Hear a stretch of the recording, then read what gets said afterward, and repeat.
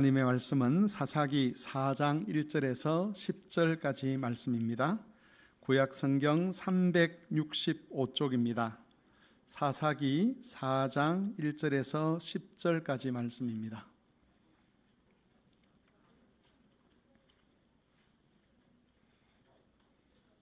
사사기 4장 1절에서 10절까지 말씀 한 절씩 교독을 하겠습니다. 에훗이 죽으니 이스라엘 자손이 또 여호와의 목전에 악을 행하며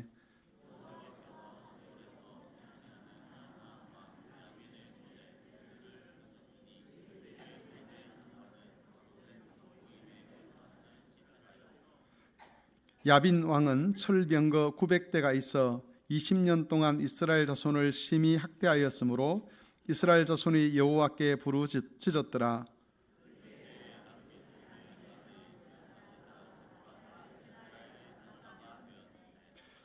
그는 에브라임 산지 라마와 베델 사이 드보라의 종려나무 아래에 거주하였고 이스라엘 자손은 그에게 나아가 재판을 받더라.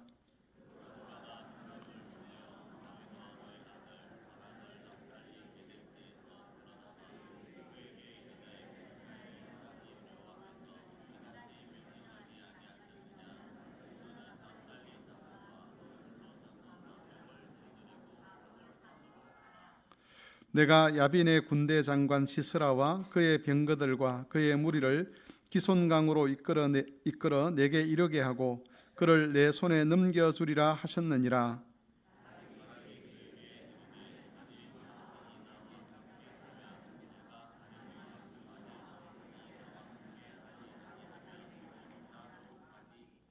이르되 내가 반드시 너와 함께 가리라. 그러나 네가 이번에 가는 길에서는 영광을 얻지 못하리니 이는 여호와께서 시스라를 여인의 손에 파실 것임이니라 하고 드보라가 일어나 바락과 함께 게데스로 가니라.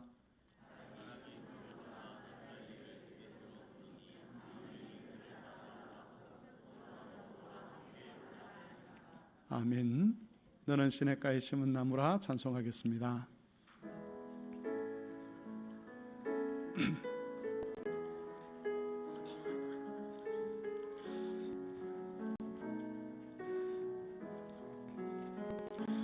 너는 시냇가에 심은 나무라. 하나님의 사랑 안에 믿음 뿌리 내리고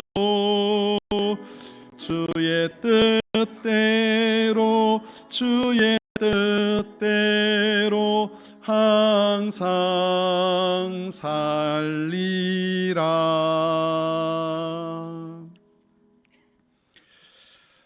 우리는 흔히 아이를 키우는 것은 어른이다 이렇게 생각을 합니다. 그런데 아이들이 자라나는 과정, 또 아이들이 가치관을 형성하는 이런 과정들을 지켜보면 물론 부모님들이나 어른들의 영향력이 없는 것은 아니지만 또 한편으로는 또래 집단들이나 아래 위의 형들이나 동생들 이런 영향을 참 많이 받는 것 같습니다. 오늘 오전 예배 시간에도 여기 아이들이 몇 명 있었는데 조그마한 꼬마가 그 형들 사이에서 예배 드리는 걸 봤는데 떠드니까 형들이 조용히 해 이러니까 부모 말은 안 듣는데 형들의 말은 들어가지고 애가 가만히 있는 걸 제가 지켜본 적이 있습니다. 아이들이 교회 안에서 위의 형들과 또 동생들 또 언니 동생들이 이렇게 한 무리로 신앙을 배우고 또 한 무리로 하나님을 예배할 때에 그들의 믿음이 잘 자랄 수 있을 것인데 이 아이들의 믿음을 위해서 늘 기도해 주시기를 바랍니다. 사사기에는 반복적으로 나타나는 그런 내용들이 있습니다. 사사기에서 일어나는 악순환이라고 이야기를 하죠. 이스라엘 백성이 타락을 하게 되면 하나님께서 징계를 합니다. 징계를 하면 이스라엘 백성이 고통 속에서 하나님께 부르짖죠. 그 부르짖음을 들으시고 하나님께서 이스라엘을 구원하십니다. 이게 하나의 묶음이 되는데 이렇게 해서 계속 하나님을 잘 섬기면 좋을 것 같은데 그렇지 않고 하나님께서 그렇게 구원하시고 나서 얼마 있지 않으면, 또 시간이 지나고 나면 이스라엘 백성이 또 옛날에 지었던 그 죄로 타락을 합니다. 그러면 하나님께서 또 징계를 하고, 그러면 또 부르짖고, 그리고 하나님이 또 구원하고, 이 악순환의 고리가 7가지로 이렇게 사사기에 등장을 합니다. 7가지가 등장한다는 것은 그만큼 이 완벽하게 이스라엘이 하나님을 떠났다는 것을 의미하는 것이지요. 오늘 본문 말씀에도 바로 그런 내용들이 나옵니다. 에훗이라고 하는 그런 사사가 죽은 이후에 이스라엘 백성이 다시 여호와의 목전에서 그 악을 행했다라고 그렇게 되어 있습니다. 오전 예배 시간에 여기서 말하는 악이 그냥 어떤 악 이런 게 아니라 관사가 붙어가지고, 정관사가 붙어가지고 바로 그 악을 행했다, 이런 의미라는 것을 말씀을 드렸습니다.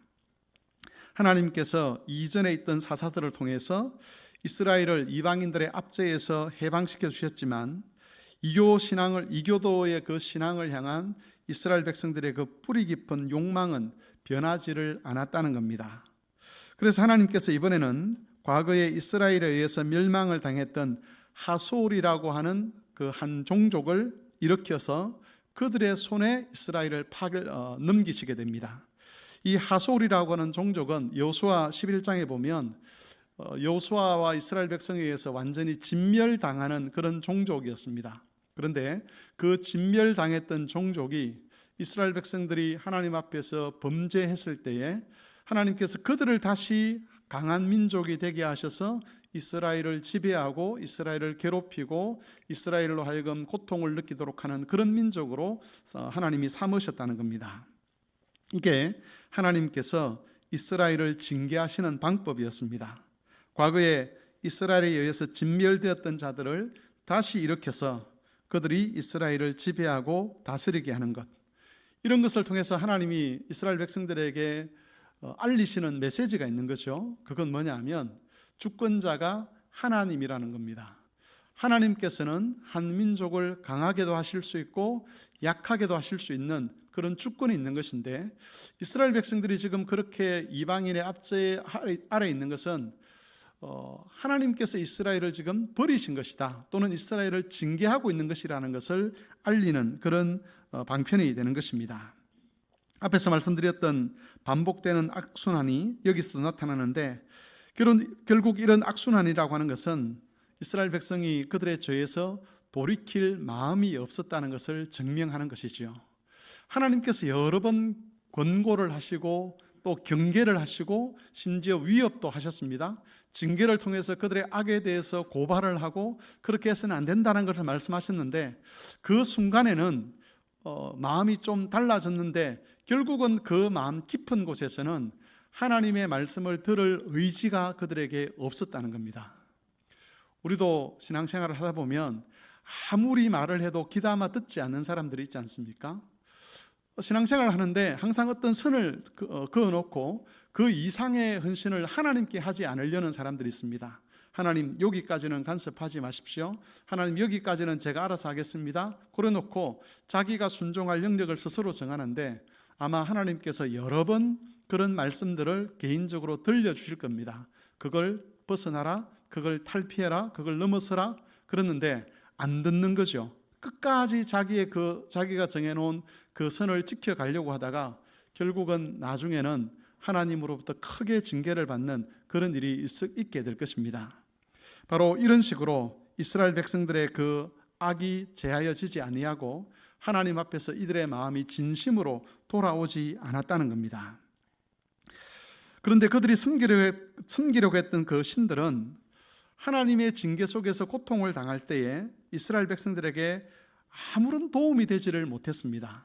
바알을 섬기고 아세라를 섬겼는데 그들이 고통을 당할 때 이 바알이나 아세라 때문에 뭔가 도움을 입었다 그러면 그래도 이 신을 섬길만 하구나, 이렇게 결론을 내릴 수 있는데, 사실 이들은 어떤 도움도 받지를 못했습니다.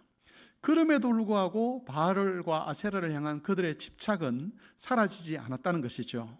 왜 그런가 하면 죄라고 하는 것이 가지고 있는 속성이 그렇습니다. 죄는 거짓 것을 신뢰하게 만들고 잘못된 것을 신뢰하게 만드는 것이죠.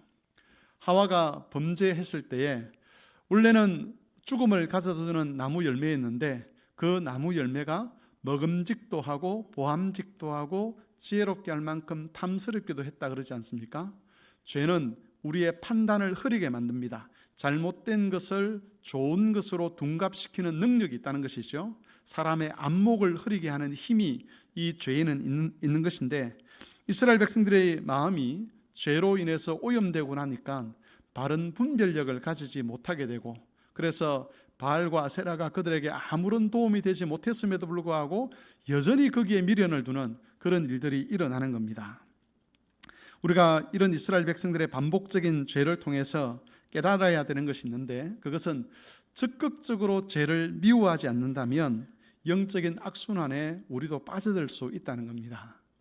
하나님 앞에서 어떤 죄를 지적받거나 내가 이렇게 살아야지라고 결단을 했는데 어느 순간인가 보면 그 결단이 무너질 때가 있지 않습니까? 그런데 그런 무너짐들이 계속 반복적으로 일어날 때 우리가 해야 될 일 중에 하나는 적극적으로 그 죄를 정죄하는 겁니다. 자기 스스로. 이건 죄야.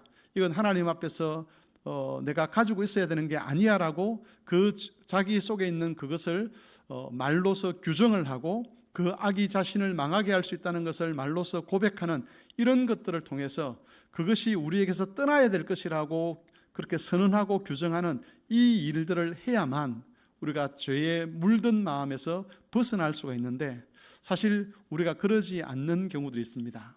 죄를 지적받고도 이 죄를 회개하고 싶지 않은, 이 죄를 회개하고 나면 내 삶에서 좋은 것들이 사라져 버릴 것 같은 그런 생각들이 들기 때문에 죄를 회개하려고 하지 않는, 고의적으로 회개하기를 거부하는 그런 일들이 우리 그리스도인들 사이에 일어날 수 있다는 것이지요. 그래서 여러분, 어떤 방식으로든지 설교를 통해서든지 기도할 때의 양심의 가책을 통해서든지 아니면 어떤 다른 경로를 통해서 하나님께서 그건 죄다라고 말씀하시는 것들이 있다 그러면 그 죄를 미워할 수 있어야만 합니다. 이 죄를 회개하고 나면 그러면 내 체면은 어떻게 돼? 내 삶은 어떻게 돼? 이렇게 생각해 버리면 그 죄에서 절대 벗어날 수 없게 되고, 이스라엘 백성들이 사사시대에 빠졌던 이 악순환의 고리 속에 우리도 빠져들 수밖에 없는 겁니다. 하솔 왕의 그 압제 아래서 이스라엘은 20년간 고통을 받습니다. 하솔 왕 야빈이라고 되어 있는데, 이 야빈이라고 하는 것은 그 하솔이라는 나라에서 왕들의 이름이었습니다. 그러니까는 모든 하솔의 왕들은 야빈이라는 이름을 다 가지고 있는 것이죠. 이 하솔 왕의 압제 아래서 20년간 고통을 받던 이스라엘 백성이 여호와께 부르짖습니다. 그때 하나님께서는 여선지자인 드보라를 사사로 세우셨습니다. 드보라는 하나님의 뜻을 따라서 바락을 이스라엘의 지도자로 세우고 하솔의 군대와 전쟁을 하도록 명령을 했습니다. 우리가 오늘 4장 1절에서 10절까지를 읽었지만 4장과 5장 전체적인 내용을 살펴보도록 하겠습니다. 바락은 이 드보라의 명령을 받들어서 납달리와 스불론 자손 10,000명을 이끌고 다볼산으로 올라갔습니다. 하솔의 군대와 전쟁을 하기 위해서 올라간 것이죠. 그런데 당시의 상황으로 볼 때에 이런 결정들은 아주 무모한 결정처럼 보였습니다. 왜냐하면 하솔 왕에게는 철병거가 900대나 있었기 때문입니다. 그에 비해서 이스라엘 백성들, 이스라엘 자손들에게는 제대로 된 무기가 전혀 없었습니다. 사사기 5장 8절에서 드보라가 부르는 노래 가사 중에 방패와 창이 없었다라고 하는 그런 이야기가 나옵니다. 무기가 될 수 있는 것이 이스라엘 자손들에게는 없었다는 것이죠. 그러면 전쟁하러 가면서 뭘 가지고 갔겠습니까? 곡괭이 들고 올라갔을 것이고, 나무 막대기 들고 올라갔을 것이고, 돌 들고 올라갔을 것이고, 그렇게 우리가 짐작해 볼 수 있지 않겠습니까? 적들은 큰 탱크와 같은 무기를 가지고 있고, 그런데 고작 이스라엘은 돌멩이 들고 가고 나무 막대기 들고 가고, 그렇게 숫자적으로도 적들이 훨씬 더 많은데 그렇게 전쟁을 한다는 게 과연 상식적인가라고 했을 때, 이 바락을 비롯해서 그와 함께 했던 이 납달리와 스불론 지파의 이런 결정들은 너무나도 무모하고 가능성이 없는 그런 결정들로 보였다는 것이죠. 아마 우리가 상식적으로 생각을 한다면 이런 결정을 하면 안 되는 것이죠. 이렇게 결정을 내리면 그건 망하는 길로 스스로 걸어 들어가는 겁니다.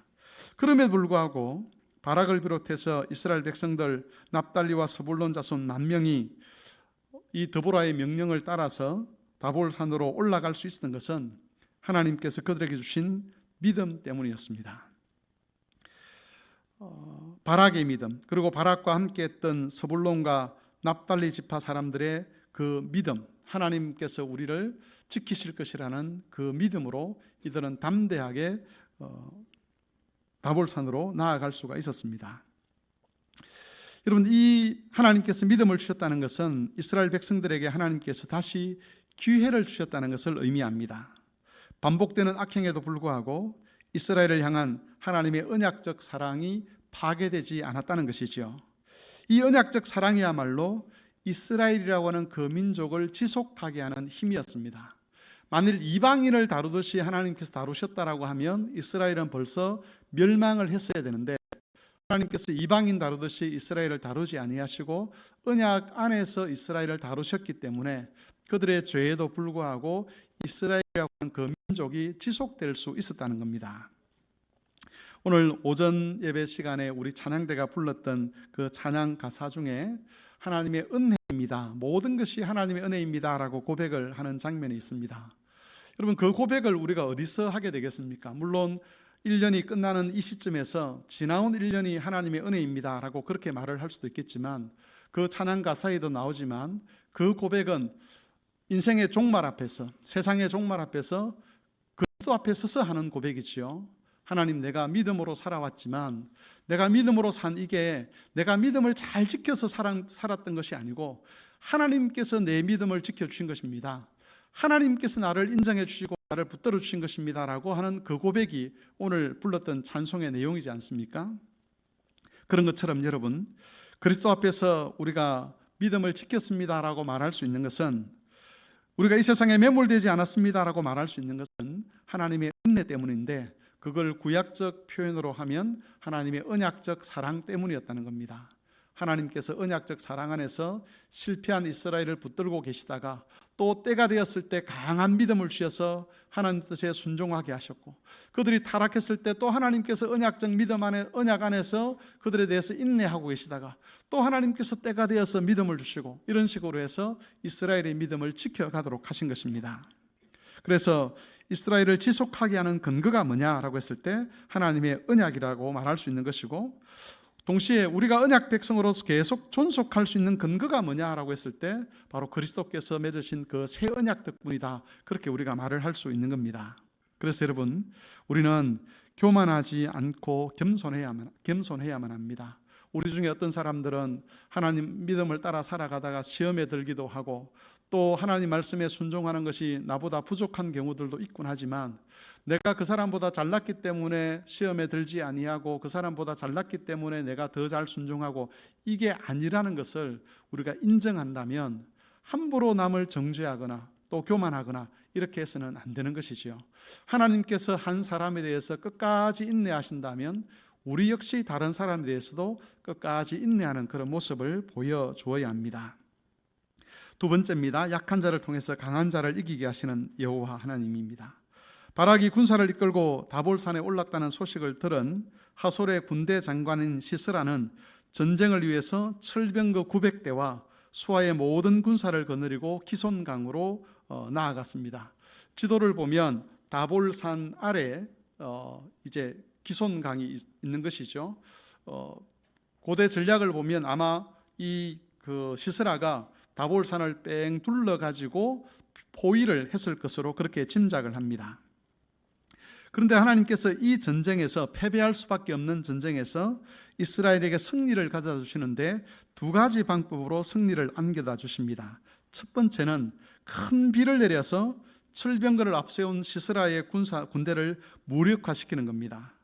사사기 5장 4절에 보면 이렇게 되어 있습니다. 여호와여, 주께서 세일에서부터 나오시고 에돔 들에서부터 진행하실 때에 땅이 진동하고 하늘이 물을 내리고 구름도 물을 내렸나이다. 지금 전쟁 때 일어났던 일을 묘사를 하는 거죠. 하나님께서, 언약의 하나님께서 이스라엘 백성들을 위해서 오실 때 뭘 데리고 왔느냐 하면 구름을 데리고 왔다, 비를 데리고 왔다, 이렇게 표현을 하는 겁니다. 이게 시적인 표현이죠. 아마 전쟁이 일어날 그 당시에는 건기였을 겁니다. 이 하솔의 군대 장관인 시스라가 용맹한 장관이었는데, 또 지혜로운 장관이었는데, 물이 넘치는 강에다가 함부로 진을 치지 않았을 것인데, 거기에 진을 쳤다는 것은 그만큼 그때에는 비가 오지 않는 때, 물이 없는 그런 때였다는 것을 알 수가 있는 것이죠. 그런데 전쟁을 하기 전에 갑자기 하늘에서 비가 내리기 시작했습니다. 보통 우기가 때면 비 올 것을 준비를 할 수 있었을 것인데, 건기였기 때문에, 비가 안 오는 시기였기 때문에 아마 비 오는 것을 준비하지 않았던 것 같습니다. 그래서 이스라엘 백성들과 전쟁을 하기 훨씬 전부터 이 하솔의 군사들은 우왕좌왕하기 시작했고, 그들이 준비했던 철병거는 아무런 소용이 없는 그런 무용지물이 되고 말았던 것입니다. 결국 바락과 이스라엘 백성들의 칼날 앞에서 이 하솔의 군대는 아무런 힘을 써보지 못하고 패배를 하고 말았습니다. 시스라와 군사들이 의지했던 철병거는 하나님의 심판 앞에서 아무런 능력이 되지를 못했습니다. 여호와께서는 창과 방패도 갖추지 못했던 이스라엘 백성들이 승리할 수 있도록 해주셨습니다. 우리가 그 당시의 상황을 묘사를 해보면 너무 이상할 것 같지 않습니까?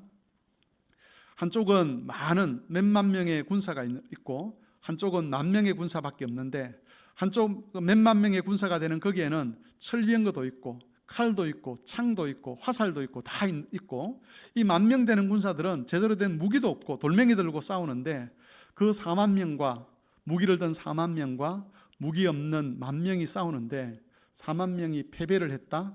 이걸 설명할 수가 없는 거죠. 그래서 사람들은 이것을 가리켜서 이제 기적이다, 이적이다 이렇게 이야기를 하는데, 아마도 이스라엘 백성들에 의해서 죽임당한 자들보다 하나님의 어떤 특별한 역사로 인해서 죽임당했던 그런 하솔의 군사들이 더 많았을 것입니다. 두 번째는 야일이라는 여인에 의해서 시스라가 죽임을 당하도록 하는 겁니다. 패배한 시스라는 자신과 평화관계에 있던 겐 사람 헤벨의 장막으로 도망을 칩니다. 겐 사람이 어떤 사람인가, 겐 사람이 누구인가 하는 것은 4장 11절에 보면 겐 사람은 이 모세의 장인이 속해 있던 족속입니다. 모세가 출애굽해서 이스라엘 백성을 이끌어낼 때에 모세의 장인과 그의 가족들도 그 이스라엘 백성들에게 합류해서 가나안 땅으로 들어오게 되죠. 그들도 이스라엘 백성들이 가졌던 믿음의 마음을 합하고 하나님 백성으로 살기 위해서 이스라엘과 함께 가나안 땅으로 들어왔습니다. 그런데 4장 11절에 보면 그 겐 사람의 후손 중에서 헤벨이라는 사람이 있는데, 이 헤벨이 자기의 족속을 떠났다라는 이야기가 나옵니다. 자기 종족들은 이스라엘 백성들 가운데서 믿음을 지키고 살아가고 있는데, 헤벨이라는 사람은 그 족속을 떠나 다른 곳으로 이동을 하고 거기서 누구와 화친하는 관계를 맺느냐 하면 하솔과 화친하는 관계에 있게 되었다, 이렇게 설명을 합니다. 그러면 이제 이런 질문을 해볼 수가 있겠죠. 헤벨은 왜 믿음 안에서 살아가고 있는 자기 종족을 떠나야만 했을까? 불신자들이 교회에 들어오는 것은 굉장히 큰 일이라고 우리 이야기를 하죠. 제가 아는 분 중에 한 분이 그런 표현을 하시더라고요. 자기는 교회에 가는 것이 겁이 난다, 이런 이야기를 하더라고요. 교회 문을 열고 이렇게 안에 들어와서 앉아 있으면 겁이 나서 못 오겠다, 이런 표현을 하시는 걸 들었는데, 견디지를 못하는 거죠. 왜 못 견디느냐 하면 이 안에서 일어나는 일들이 영적인 일들입니다. 그래서 하나님의 백성들에게는 그 영적인 일들이 은혜이고 복이지만, 하나님께 대한 마음이 없고 하나님께 대하여 원수된 마음을 가진 자들에게 이 안에서 일어나는 영적 현상은 견딜 수 없는 일이 되어버립니다. 헤벨도 아마 마찬가지였을 겁니다. 자기의 종족들이, 자기 선조들이 믿음을 따라 살아가는데 헤벨은 그 믿음을 따라 살아갈 마음이 없는 거죠. 믿음을 따라 살아갈 마음이 없는 사람들에게 믿음의 사람들과 함께 산다는 것, 그건 큰 고통이죠.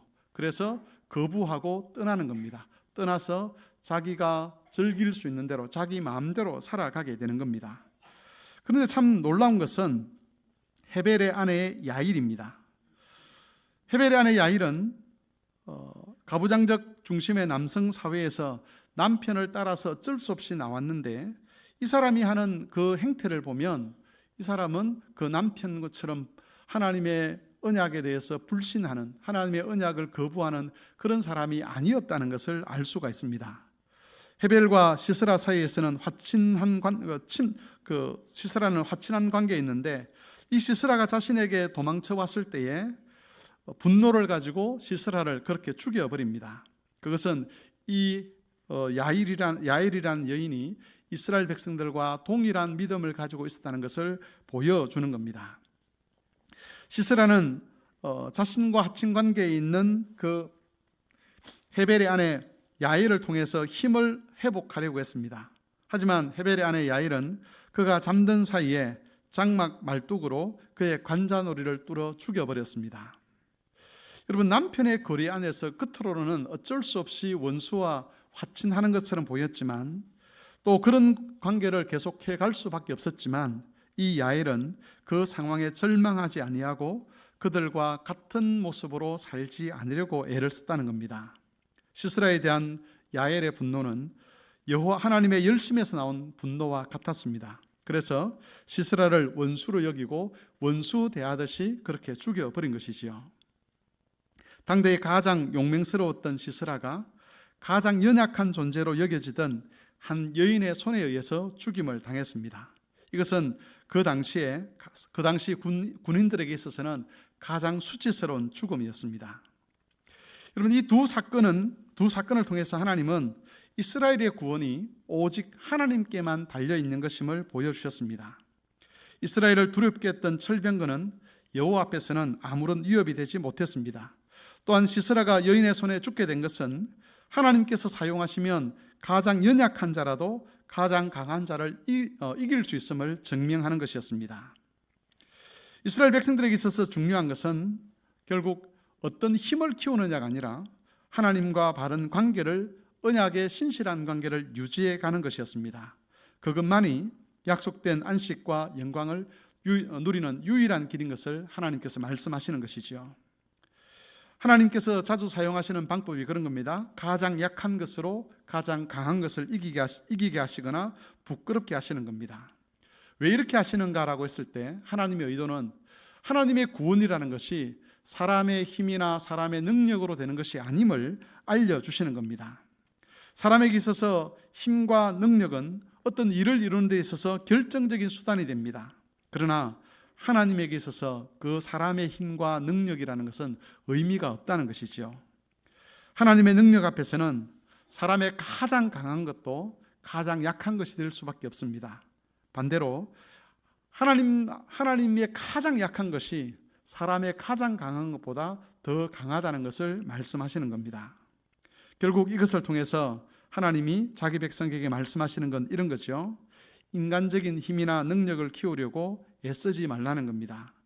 인간적인 힘과 능력을 키워서 뭔가를 이루려고 애쓰지 말고 하나님께 신실하라라고 하는 것이 하나님께서 이런 장면을 통해서 우리에게 주시는 메시지라는 겁니다. 그래서 여러분, 교회가 성장하고 교회가 견실해지는 것을 사람의 힘이나 사람의 능력이나 또는 사람의 지혜로 이루려고 해서는 안 될 것입니다.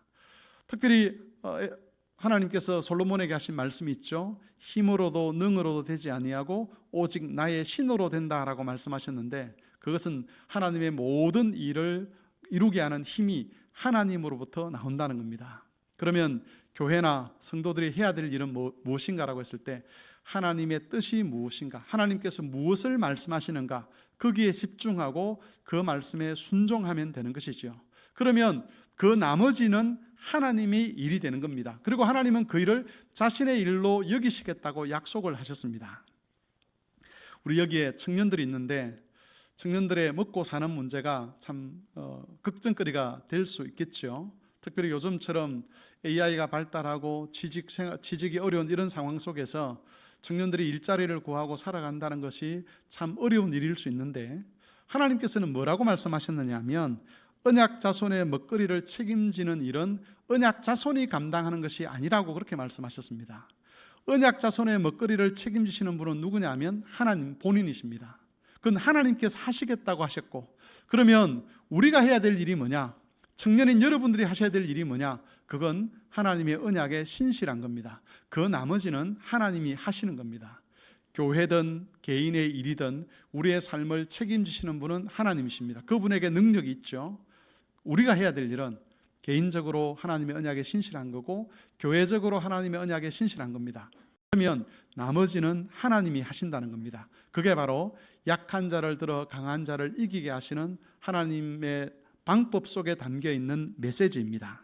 그래서 여러분, 하나님이 이루어 가시는 구원을 눈으로 확인하고 그 구원을 확정하고 싶을 때에 우리가 다른 것에 신경을 쓰는 것이 아니라 우리 하나님이 말씀하신 것에 집중하고 그 말씀에 순종하면 되는 것이죠.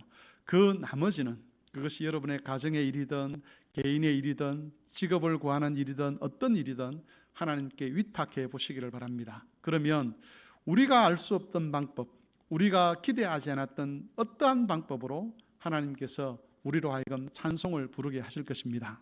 이런 하나님의 역사를 기대하시면서 하나님의 언약의 말씀에 신실함을 보이는 그런 모든 성도들이 되실 수 있기를 바랍니다. 찬송가